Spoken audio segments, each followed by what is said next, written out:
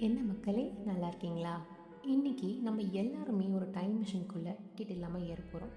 அது வேறு எதுவும் இல்லை, நம்ம கேட்குற இசை. நீங்கள் எப்போவாச்சும் நோட்டீஸ் பண்ணியிருக்கீங்களா?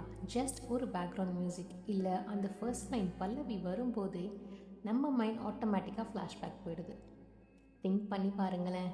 ஒரு மழை பெய்கிற ஈவினிங், ஒரு லாங் ட்ரிப்பில் பஸ் விண்டோ சீட்டில் ஒரு 90s ரஹ்மான் மெலடி. அதை கேட்டதுமே நம்ம காலேஜில் யாருக்காக காத்துட்ருந்தோம் அந்த ஃபேஸ் ஞாபகம் வரும். இல்லைனா காலேஜ் பஸ்ஸில் எஃப்எம் ரேடியோவில் வர அந்த ஃபாஸ்ட் பீட் பாட்டு. அதை கேட்டாலே இன்றைக்கி வரைக்கும் ஐயோ ரெக்கார்ட் நோட் இன்னும் முடிக்கலையே ஒரு சின்ன பயம் வரும். ஈவன் நம்ம ஏரியா ஐஸ் வண்டி சவுண்ட் கூட ஒரு டியூன் தான் இல்லை.